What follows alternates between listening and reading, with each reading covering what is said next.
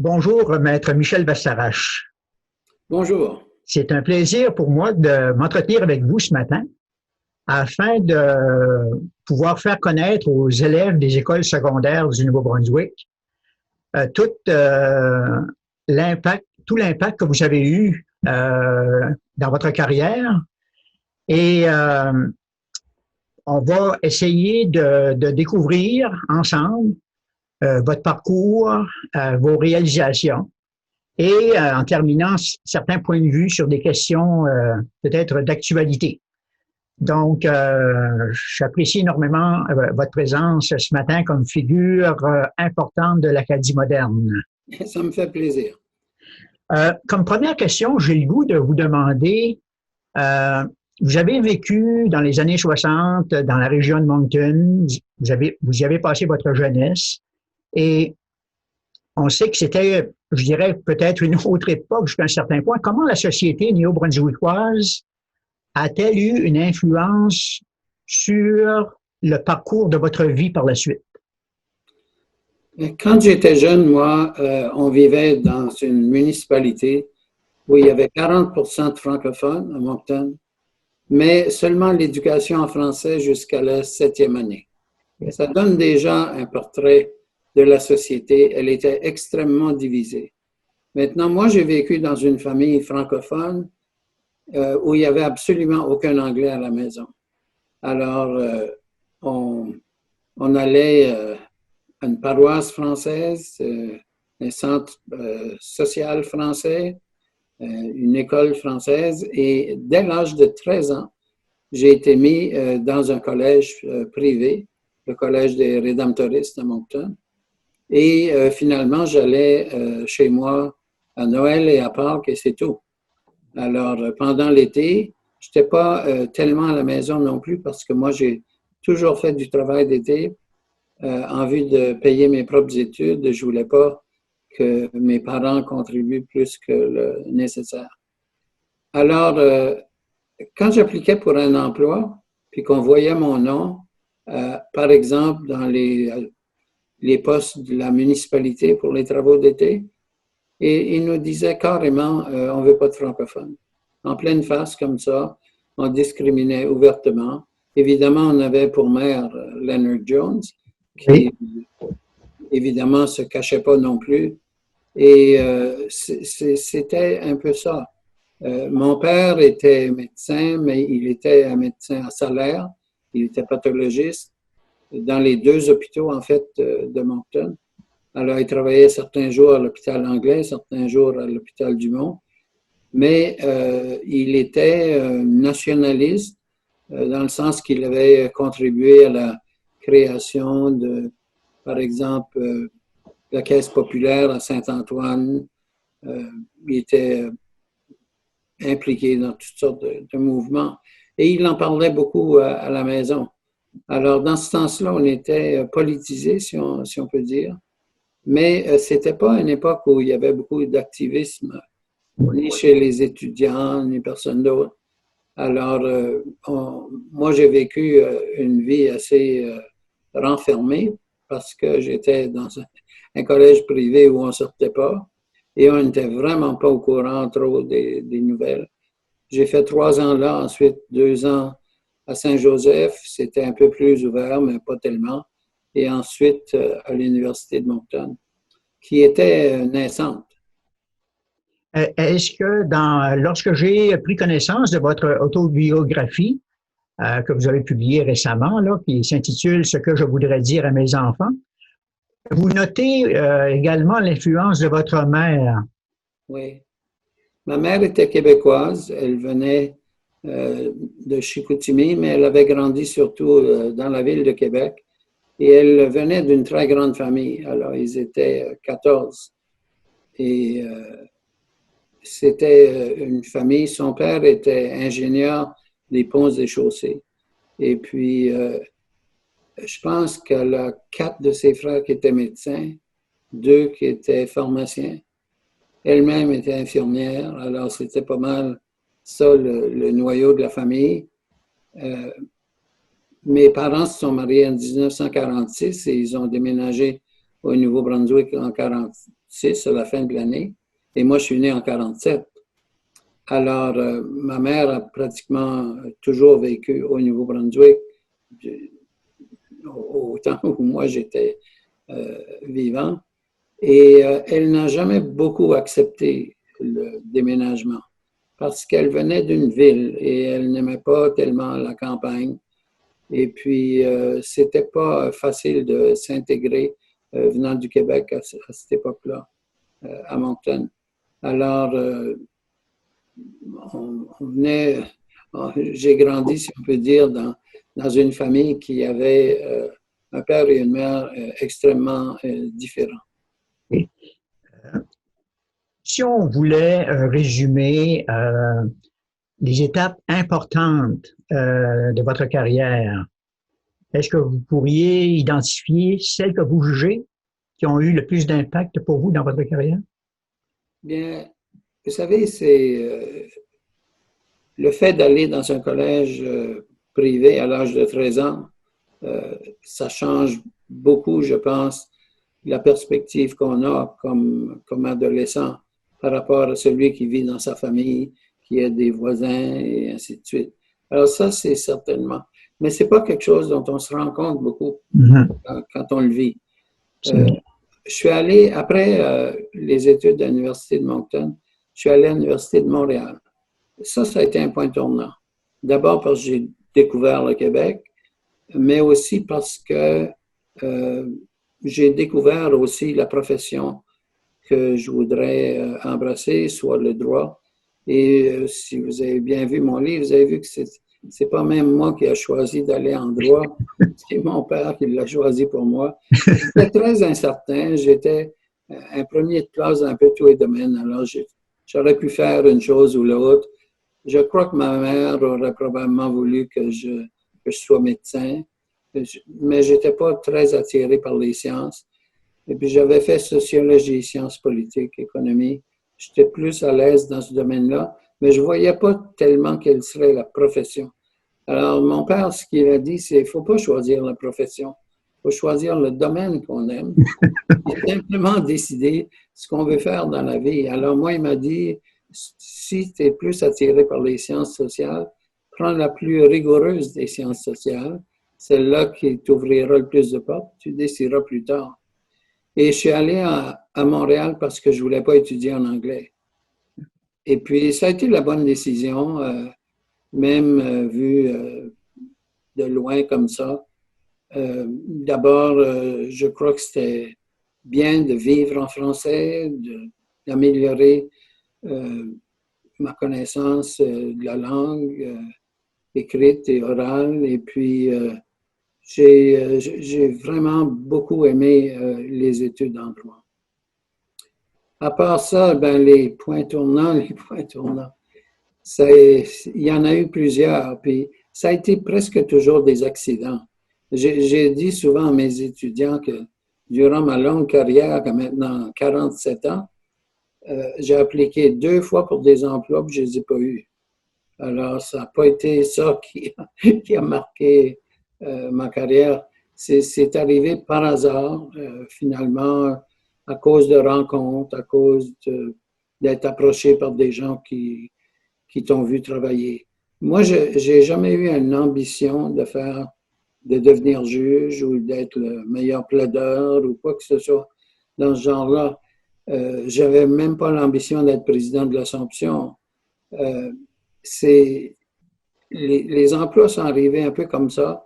Puis moi, j'avais toujours pour objectif de faire le meilleur travail possible dans celui que j'avais dans le moment. Est-ce qu'il y a eu des personnes qui ont été marquantes justement dans des tournants, dans des choix?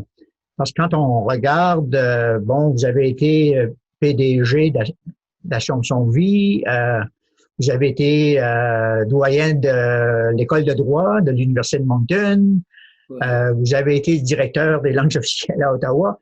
Donc, vous avez eu une carrière tout de même où vous avez touché à différents domaines, je dirais, relativement différents. J'étais très impatient quand j'étais jeune. Et j'acceptais difficilement le fait que je sois cantonné dans un emploi où j'avais pas d'avancement simplement à cause de mon âge. Alors, une des choses qui est arrivée, c'est que je suis allé travailler pour Gilbert Fine à l'Assomption. Et ça aussi, c'était le hasard. C'est que j'avais fait des études en France. Mais en France, les études finissent pas en mai, ils finissent en décembre. D'accord. Alors, j'arrive au Canada en décembre, puis j'avais appliqué pour des postes d'enseignement à l'Université Laval et Montréal. Mais je ne pouvais pas avoir de réponse pour des mois et des mois. Et il fallait que je me trouve du travail. Et c'est à ce moment-là, mon père, qui connaissait M. Fine, il a dit, ben, va voir M. Fine, on verra bien s'il peut t'offrir quelque chose. Et à ce moment-là, l'Assomption avait évidemment 5 filiales et elle demandait au CRTC d'obtenir un permis pour faire la diffusion de télévision par câble. C'est à ce moment-là que ça se faisait. Alors, comme moi, j'avais une formation en droit, M. Finn a dit, oh, ben, c'est parfait, tu vas venir travailler pour moi et tu vas faire la demande au CRTC. Alors, c'est ça que j'ai fait. Puis quand ça a été fini, ben là, il a dit, je voudrais que tu restes comme mon adjoint parce que j'ai des projets. Il voulait créer l'association des gens d'affaires francophones du Nouveau-Brunswick. Il y avait évidemment la question du journal, l'Évangéline qui se mourait. Il y avait toujours beaucoup de projets. Alors, c'est comme ça que j'ai arrivé à l'Assomption. Ce n'est pas vraiment un choix. J'ai enseigné ensuite une année en sciences politiques à Moncton, tout simplement parce que je n'ai pas eu le poste que je voulais à l'Université de Montréal. Ils m'ont offert un poste à Montréal, mais c'était un poste où j'enseignais le droit dans les autres facultés. Par exemple, en commerce ou criminologie ou quoi comme ça. Puis moi, ça ne m'intéressait pas. Je voulais être à la faculté de droit. Alors, c'est un peu comme ça. Puis quand j'ai gradué à Montréal, ben là, j'étais en train de décider si j'allais faire ma cléricature pour pratiquer le droit à Montréal. J'avais un oncle qui était juge à Québec qui m'avait offert d'ouvrir les portes de son ancien cabinet. Alors ça, c'était une possibilité. Mais pendant que je réfléchissais à ça, Joe Daigle est arrivé me voir, puis il avait eu le mandat de traduire et de consolider les lois de Nouveau-Brunswick après l'adoption de la loi sur les langues officielles.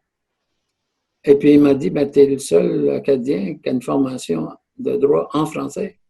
Ça fait, j'ai absolument besoin de toi. Alors, je me suis laissé convaincre d'aller là. Je savais que ce ne serait pas long. Puis, en tout cas, je n'étais pas pressé pour faire autre chose. Alors, je suis allé. Puis, je ne suis pas resté parce qu'on a discriminé contre moi, comme je l'ai dit dans le livre. On n'a pas voulu reconnaître mon diplôme parce qu'il était en français. Okay. Alors, je travaillais à côté des diplômés du UNB qui avaient le même nombre d'années que moi. Puis, eux avaient un salaire beaucoup plus élevé parce qu'ils étaient reconnus comme avocats. Alors, j'ai démissionné. Vous faites référence à la loi sur les langues officielles. Il y a une autre loi au Nouveau-Brunswick très importante qui est la loi sur l'égalité des communautés linguistiques qu'on appelle communément la loi 88. Et vous y avez contribué. Et j'aimerais... Oui, c'est moi qui ai rédigé cette loi-là à la demande de Jean-Maurice Simard, qui était évidemment le ministre responsable de la francophonie pour le gouvernement Hatfield. C'était à l'époque où le Parti acadien avait été créé, puis il y avait une espèce de mouvement nationaliste dans le nord-est du Nouveau-Brunswick. Moi, je n'ai jamais trouvé que c'était inquiétant d'aucune manière, mais Jean-Maurice Simard, comme politicien, il pensait que ça pouvait faire perdre des sièges à son parti. Et puis, il m'a demandé s'il y a quelque chose qu'on pouvait faire qui renforcerait la position des Acadiens parce qu'on voyait bien que la loi sur les langues officielles n'avait pas l'impact désiré. Il y a beaucoup de raisons pour ça, puis vous savez que j'ai mené l'autre commission pour réformer cette loi-là. Alors, j'ai regardé ce qui existait dans le monde et tout ça, puis il y avait vraiment très peu de choses. Alors, je lui ai dit, on est capable de faire une loi sur l'égalité des communautés plutôt que des personnes. Et ça a été un événement assez intéressant parce que j'étais convaincu que le cabinet Hatfield n'accepterait pas de passer la loi. Donc, c'est tout de même une loi qui a énormément d'impact encore aujourd'hui, là. Oui, parce que ces éléments fondamentaux ont été inscrits dans la Constitution, Oui. et ce qui fait qu'on ne pourra jamais revenir en arrière. Dans votre cheminement, vous avez été président de la Société nationale de l'Acadie et vous soulignez dans votre livre que ce passage-là a pu avoir une influence sur votre cheminement jusqu'à la Cour suprême. Oui, ce qui est arrivé, c'est que lorsque je suis revenu de France à Moncton, comme je vous l'ai dit, j'ai travaillé pour M. Finn et ainsi de suite. Et puis, Hector Cormier, qui était le secrétaire général de l'association, était quelqu'un avec qui j'avais un petit peu de rapport. Puis, il m'a demandé de l'aider parce qu'il était malade. Alors, je suis allé travailler avec lui. Puis là, il a été obligé de quitter son poste. Alors, je me suis retrouvé secrétaire général de l'association. Mais là, vous voyez, c'est encore un concours de circonstances. Oui. Puis moi, je faisais ça parce que j'avais un temps à tuer là, avant d'avoir des réponses pour le poste que je voulais vraiment. Et je suis devenu une espèce d'animateur social. Mais c'est là que j'ai entrepris les revendications principales. On voulait d'abord que le ministère de l'Éducation soit divisé à Fredericton. On voulait des conseils scolaires francophones. On voulait Radio-Canada à Fredericton. Toutes sortes de choses comme ça. Puis quand j'ai organisé des revendications sur ce plan-là, les anglophones ont crié au meurtre comme si on était des activistes dangereux. Alors qu'on demandait des choses de base, on demandait des choses conformes à la loi sur la radio-télévision en particulier. Et puis, à ce moment-là, l'association avait aussi des travailleurs communautaires. Alors, j'ai réorganisé un peu ce réseau-là. Mais dans ce poste-là, on rencontrait les gens des autres associations. Puis, il y avait une seule association nationale qui nous représentait, c'était la SELF. Mm-hmm. Mais la SELF était plus québécoise qu'autre chose. Alors, je me suis lié d'amitié avec Hubert Gauthier, qui était mon vis-à-vis au Manitoba. Puis nous, on a décidé de revendiquer l'adhésion de tous les francophones hors Québec, comme ils appelaient ce temps-là, et de se retirer de la SELF et de créer notre propre association. Ça a bien tombé parce qu'on a fait ça, puis tout de suite après, il y a eu les débats constitutionnels. Puis là, on a réussi à se donner une voix. Puis j'ai écrit, par exemple, un manifeste qui s'appelait « Pour ne plus être sans pays ». Puis on avait écrit juste avant un autre gros document pour informer le public canadien sur notre situation, qui s'appelait « Les héritiers de Lord Durham ». Ben, c'est moi qui ai fait ce document-là en grande partie aussi. En fait, disons, tout au long de votre carrière, vous avez démontré que vous étiez un ardent défenseur de la langue française et des droits des francophones. Ça m'amène à votre carrière où vous avez occupé les postes de juge à la Cour d'appel du Nouveau-Brunswick et juge à la Cour suprême du Canada, comme, je dirais, le plus haut niveau de la magistrature au Canada. Si je vous demandais quelles ont été les causes qui pour vous, ont été les plus marquantes dans votre passage comme juge? Et je dirais même comme avocat, parce que on sait que vous avez défendu les Franco-Albertains particulièrement. Oui, puis avant ça, j'avais défendu dans la première phase les francophones de l'île du Prince-Édouard.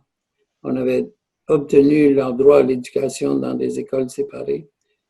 Ensuite, j'ai été impliqué dans plusieurs causes, mais surtout l'affaire Mahé en Alberta, qui a été la cause la plus importante, je peux dire, pour la francophonie hors Québec. Ben, ce qui est arrivé, c'est que j'enseignais le droit à ce moment-là. Puis, il y a des gens qui sont venus me voir, des groupes communautaires du genre SANB, en me disant, ben, on ne peut pas trouver d'avocat pour nous représenter. D'abord, on n'a pas d'argent.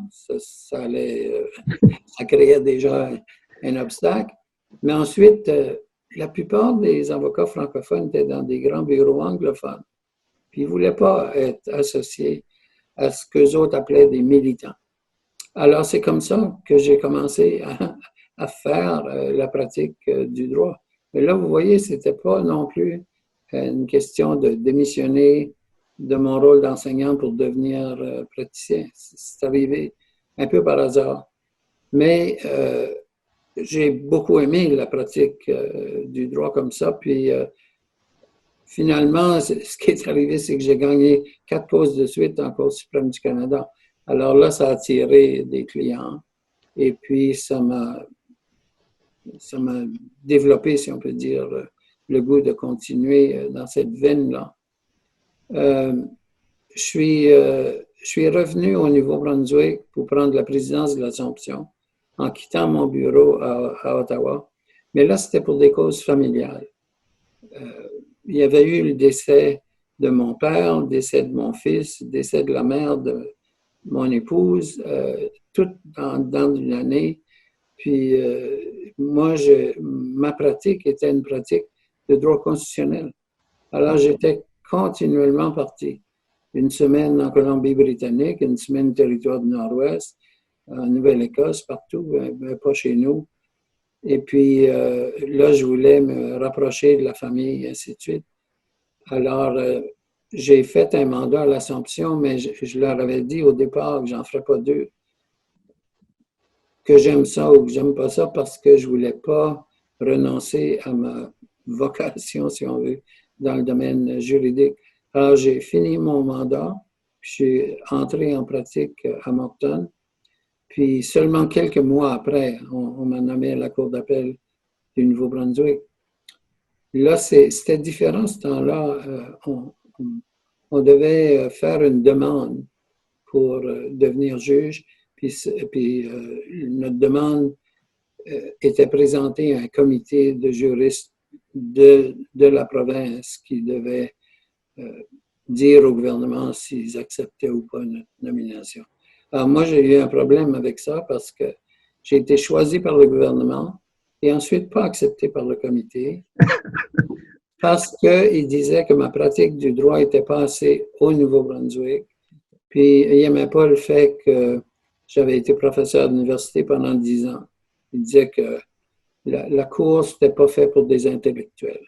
Ce genre de raisonnement. Mais en tous les cas, alors je suis retourné en pratique à nouveau, au même endroit. Puis quelques mois plus tard, il y a un poste qui s'est ouvert à la Cour d'appel du Nouveau-Brunswick. Et là, le gouvernement du Canada m'a demandé de me représenter. Puis là, j'ai été renommé pour vrai ce fois-là. Puis, comme vous savez, j'ai seulement été 2 ans à Fredericton avant d'être nommé à la Cour suprême du Canada. Puis, il y a eu toutes sortes de rumeurs fausses au sujet de ma nomination à la Cour suprême du Canada. D'abord, moi, j'étais convaincu que j'avais 0 chance d'être nommé à la Cour suprême parce que c'était le juge Laforêt du Nouveau-Brunswick qui venait de démissionner. Puis on nomme pas, normalement, pour l'Atlantique, 2 personnes de suite de la même province. Deuxièmement, il y avait un grand mouvement pour féminiser la Cour. Puis la juge en chef de la Nouvelle-Écosse avait exprimé son désir d'être nommée. Puis il y avait aussi une femme de Terre-Neuve qui était candidate. Alors moi, je répondais pas aux journalistes ni à personne. Je disais, bon, ben, pour moi, c'était sûr et certain que ce serait une de ces 2 femmes-là. Quand j'ai été nommé, ben là, il y a eu toutes sortes d'accusations que j'avais appelé le bureau du premier ministre, que j'étais un grand ami de M. Chrétien. Puis, ben, il n'y a rien de ça qui était vrai, évidemment. Mais ce qu'on retient tout de même aujourd'hui, c'est que vos 11 ans que vous avez passés à la Cour suprême du Canada, vous avez contribué à quelques 150 décisions Oui. de la Cour suprême. si je vous demandais quel souvenir que vous en retirez de votre passage à la Cour suprême? C'est l'expérience la plus importante de ma vie, c'est certain. C'est la seule chance unique qu'on a d'influencer le choix des valeurs fondamentales de la société canadienne, de faire évoluer le droit dans un sens particulier. Puis moi, j'étais le seul minoritaire. Alors, j'avais une expérience de vie différente. J'avais une occasion de convaincre mes collègues de l'importance des droits des minorités, puis surtout des minorités francophones. Et ça a été très important. Mais il ne faut pas oublier non plus que la deuxième cause que j'ai entendue, c'était la cause sur la sécession du Québec, qui est supposément une des causes les plus importantes dans l'histoire de la Cour suprême. Alors là aussi, c'est un privilège incroyable. Ça m'amène peut-être à vous poser la question, justement, parmi toutes les décisions auxquelles vous avez contribué, quelle est celle ou celle dont vous êtes le plus fier aujourd'hui? Mais ce ne serait pas une décision en particulier, mais c'est les 3 ou 4 décisions importantes dans le domaine du droit des minorités, parce que je pense que c'est celles qui auront une plus longue vie et qui ont eu un impact véritable. Par exemple, quand j'ai fait la cause Mahé, il y avait une seule école française en Alberta, puis là, il y en a 27. Ben, c'est pas par hasard, c'est comme ça que c'est arrivé. Et puis, ça a été la même chose partout dans l'Ouest et en Nouvelle-Écosse et à Terre-Neuve. Alors, ce sont des décisions fondamentales. Mais dans beaucoup d'autres domaines qui m'intéressaient, moi, j'avais enseigné le droit administratif et j'étais très impliqué dans ce domaine-là. J'ai écrit des décisions très importantes là-dedans. J'en ai écrit une qui a été citée 6000 fois. Ça donne une idée de son impact. Il y a eu d'autres affaires importantes dans différents domaines du droit. C'est qu'à la Cour, évidemment, on ne choisit pas ses causes. C'est les parties qui les amènent. Alors, il faut un peu voir ce qui nous intéresse parce que chaque juge doit demander au juge en chef le privilège d'écrire pour la majorité. Alors, il faut montrer qu'on est capable de le faire, il y a des raisons pour lesquelles on devrait être désigné pour le faire. Alors, c'est comme ça que j'ai réussi à me placer. OK, très bien. Comme on se dirige vers la fin de notre entretien, j'aimerais peut-être avoir votre point de vue sur une couple de petits points. Le premier, c'est, vu aujourd'hui de l'extérieur, comment percevez-vous l'Acadie d'aujourd'hui? Je crois qu'on a un très gros problème aujourd'hui. Il y a beaucoup de gens qui disent, surtout là, on vient de sortir d'une élection, que les jeunes sont moins politisés que dans les années où ils revendiquaient dans les rues. Vous vous souvenez de toutes ces affaires-là? Moi, je ne crois pas que c'est vrai. Je crois qu'ils sont aussi politisés, mais d'une différente façon. Ils ne sont pas politisés dans le sens où ils veulent faire partie de partis politiques. Ils veulent revendiquer pour l'environnement, pour toutes sortes de causes internationales aussi, et ainsi de suite. Mais je crois que le problème, c'est une espèce de désengagement vis-à-vis les vraies affaires sociales importantes. Je crois qu'il y a un autre problème, c'est que c'est très personnel, mon point de vue. Là, je n'ai pas fait d'études scientifiques. Mais moi, je crois qu'il y a beaucoup trop de complaisance. On est satisfait de ce qu'on a. Ah, c'est pas si grave. Ils ne respectent pas la loi. Il n'y a pas assez de fonctionnaires francophones. C'est pas grave. Puis finalement, je crois que les programmes sociaux d'assurance chômage et ainsi de suite sont nécessaires, mais qui ont un effet pervers des fois, dans le sens que des jeunes, j'entends moi des jeunes dans la vingtaine, dire « Ah, mon objectif, c'est d'avoir mes semaines pour l'assurance chômage. » L'objectif, ce serait d'avoir un emploi permanent, puis de bâtir quelque chose, puis de se bâtir une carrière, puis de se bâtir une expertise dans n'importe quel domaine. Et dans ce sens-là, je crois que, vous savez, quand on est une petite communauté, puis qu'on n'a pas des grands moyens économiques ou politiques, ben, il faut se faire voir, faut revendiquer, il faut jamais arrêter. Moi, mon père m'avait toujours dit, quand on avait obtenu un succès dans un domaine, il dit, il ne faut pas pavaner trop parce que vous ne cesserez jamais d'être minoritaire. Euh, disons, malgré tous les succès que vous avez connus, les réalisations que vous avez accomplies, vous terminez votre autobiographie en disant que vous avez le sentiment de ne pas avoir complètement accompli votre mission, que vous avez en quelque sorte une mission inachevée. Oui. Ben, c'est que mon objectif dans la vie, c'était pas tellement axé sur les activités professionnelles. Mon épouse et moi avions l'ambition d'avoir une grande famille. Et la vie de famille, pour moi, c'était fondamental. Et on n'a pas eu ça, parce que nos 2 enfants sont morts prématurément d'une maladie qui n'a jamais même été identifiée. Et puis, mon épouse a eu 3 cancers. Moi, j'ai eu 3 opérations à colonne vertébrale. Alors, la vie de famille a été extrêmement difficile. Et puis, finalement, ça a été le contraire de ce qu'on voulait. Et dans ce sens-là, moi, je dis, ben, mon objectif fondamental, il n'a jamais été atteint, il ne sera jamais. Okay. Donc, est-ce qu'on peut dire que c'est la raison, vous mentionnez dans votre livre que le travail a été en quelque sorte un refuge? Oui, ça a été un refuge parce que si je ne suis pas occupé tout le temps, je jongle et je vois les choses en noir, alors j'aime mieux être occupé tout le temps. Oui. Même maintenant. En terminant, puisqu'on s'adresse aux jeunes, adolescents, si vous aviez un message à leur laisser, qu'est-ce que vous aimeriez dire, un peu pour paraphraser votre autobiographie, là, ce que je voudrais dire à mes enfants, qu'est-ce que vous voudriez dire aux jeunes du Nouveau-Brunswick aujourd'hui? Je voudrais leur dire qu'ils ont beaucoup plus de moyens que les francophones en avaient il y a 20 ans ou 30 ans.